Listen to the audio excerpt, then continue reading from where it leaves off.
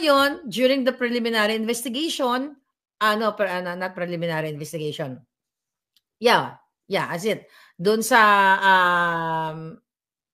chamber, sa ICC, narinig natin na hindi po hindi milyon, hindi 100,000, hindi rin 30,000, hindi rin 7,000, hindi rin 1,000, hindi rin 500, hindi nga 100 eh. Ang inaakusa kay Pangulong Duterte, only 43. Okay? Hindi ko sinabing only 43 katao kasi isang buhay is mahalaga. Pero kung babalikan natin doon sa initial investigation, narinig ninyo na from 2011 to 2016, 19 lang katao ang inuugnay, ang sinisisi kay Pangulong Duterte, at itong mga tao ay drug pusher. Sinabi nila alleged drug pusher, mga kriminal. Imagine ninyo. Di ba gusto nga natin mawala ang mga pusher? Anong gusto nyo? Mamatay ang mga inosente o mamatay ang mga pusher? Di ba? Sabi nga ni Wiwi Dolatre, Sinoy nga, Mama Sapano 44. Tama. Si Pangulong Duterte, ang inalign sa kanya, yung Mama Sapano, mga ano yun? Mga lingkod bayan yun. Sa 44 yun. Ito dinig na dinig ninyo ay mga masasamang damo. Then, 2016 to 2019, mga kriminal pa rin. Only 43 katao na ayon nga kay Spokes Harry Roque, hindi po ito kumbaga papasa kung tutuusin sa crime against humanity. Dahil sabi mo nga palangga, yung 44, sa sub 44, bakit noon hindi ano yan yung ICC, hindi nang himasok. But anyway, nagbibigay lang tayo ng comparison. Then nung the other, kailan yun? Few days ago, May 1, di ba? Nagbigay tayo ng motion, di ba? Ng apila sa ICC ang ating mga abogado na ibasura na nga yung kaso ng ni Pangulong Duterte sa ICC dahil wala silang jurisdiction. Okay? At ang sabi nila, dyan titignan nila. At ngayong araw na to, mga palangga, okay? So again, nung May 1 ay nagsubmit tayo ng ating depensa na hinahamon natin ang mga Jutang Ginimes. Okay? Na pakawalan na ang Pangulong Duterte dahil wala silang jurisdiction. Wala silang karapatang litisin dahil wala silang talagang karapatan dahil pinadukot nila si Pangulo, pinagkanulo ng Marcos administration, ng Araneta, Romualdez, yang mga hinayupak na yan, na wala namang ginawa si Amy, pero dahil nga gusto niya kayong budulin, maniwala daw kayo sa kanya. Na ang nagpapatakbo, si Romualdez at Araneta, at ang kapatid niya ay inosente. Walang kinalaman. Diba? Inilalabas sa picture. Pero ngayong araw na ito, mga palangga, naglabas ang ICC ng panibagong update na kung saan binibigyan niya until June 9 yung prosecution para mag-submit ng kanilang kasagutan patungkol dito nga sa mga biktima. Alright? So ngayon, according dito sa document na nirelease nila, okay, na dapat tignan itong mga hinaing daw ng mga biktima. Alright? So, ang sinasabi nila dito, mga kababayan, so, ito, idadaan, teka, ano sinasabi niya dito? Idadaan or, ito. Okay. Dapat daw titignan, okay? Titignan nila ang mga testamento, okay, ng mga biktima. At ito daw ay titignan ng kanilang VPRS. What is VPRS? Victims Participation and Reparation Section. O parang departamento doon sa loob ng ICC na kung saan tinitignan ang mga yung mga hinaing ng biktima, kung sila ba ay pwede silang mabigyan ng award or danyos later on kung sila ay manalo sa kaso, at talagang tinitignan daw itong mga kanilang mga complaint laban kay Pangulong Duterte. At ginagather nila yung mga testimonya, information, documents na sila ay victim. Alam naman natin na ang mga biktima ay pinagtagdi-tagdi lamang ng mga hudas na mga dilawang mga rebelding NPA makakaliwa na sumabwat kay Bangag Jr.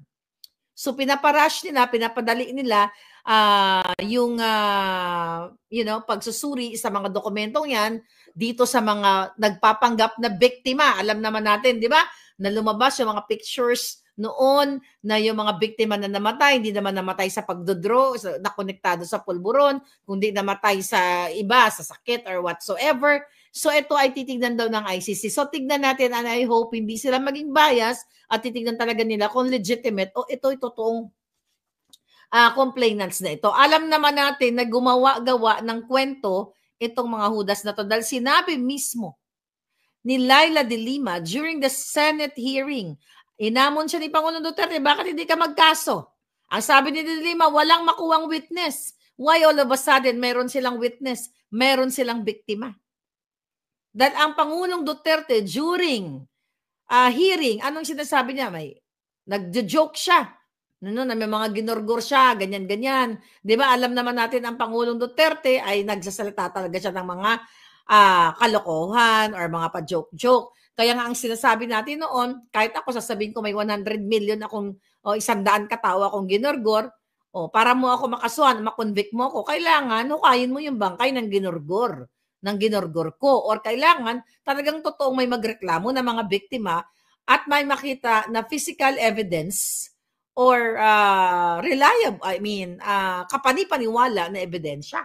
Di ba? Sinabi ni de Lima yun, wala sila makuha ebidensya. Tapos ngayon sa ICC, nagkaroon sila ng ebidensya. Nakita nyo? So ngayon, yan ang sitwasyon ngayon. So yung ICC ay pinapabilisan na nila yung yung mga testimonya ng mga victims at yung kanilang mga testimonya at para makita nila. So ngayon itong VPRS na ito, yun na nga yung Victims Participation Reparation Section ay talagang sabi dito ng ICC ay kailangan daw maunawaan nila yung yung mga nakalagay na mga dokumento at ano yung gustong mga iparating nitong mga biktima na ito, ano yung kanilang mga testimonya nga, ito ba ay may basihan, di ba? At sinasabi din ng ICC, kailangan din daw proteksyonan ang mga biktima dahil nga kailangan din silang protektahan. Paano mo poprotektahan yan? Mga bogus siya mga yan. Alam natin na mga bogus yan. Mga gawa-gawa lang na mga biktima yan. Di ba? So yan ngayon ang update po sa ICC. So ngayon, pinapasagot, okay? Pinapasagot sila hanggang June, May na tayo ngayon, hanggang June 9. Ngayon mga palangga, ano ang gagawin natin? Ano ang gagawin natin? Dahil ang Pangulong Duterte ay 80 years old na. Hindi natin alam kung ano yung kondisyon ni Pangulong Duterte dahil nag-iisa siya doon. Ako, kahit hindi ko siya kamag-anak, pero na-meet ko siya ng isang beses at ako'y nakikita ko yung kanyang sakripisyo na hindi siya nagnakaw, hindi siya nangidnap, hindi siya katulad ng mga bangag na ang mga minor de edad ay pinapakidnap.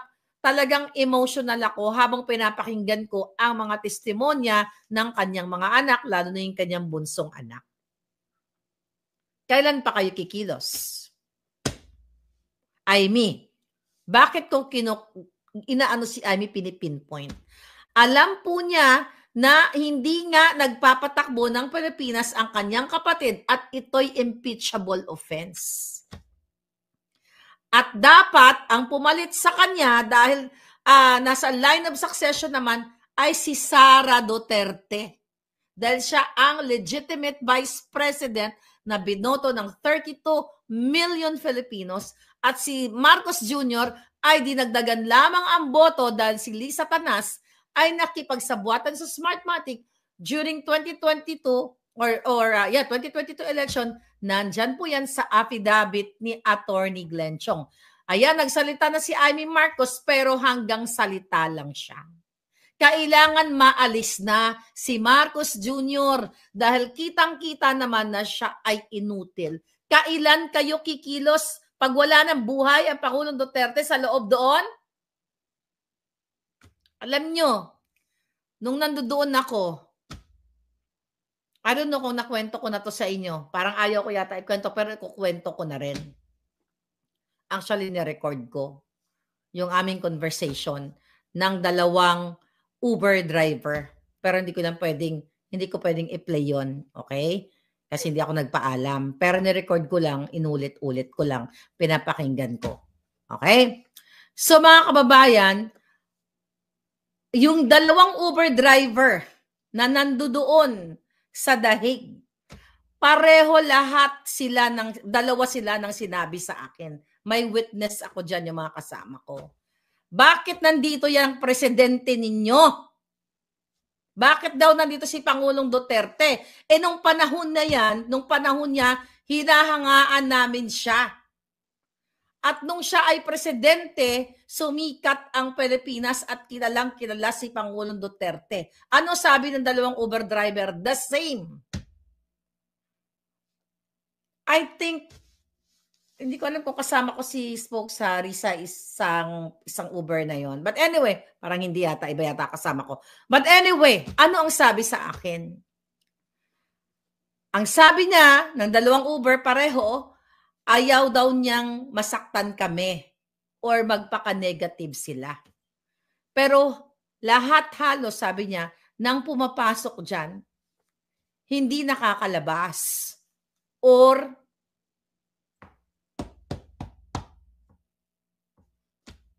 nawawala ng buhay.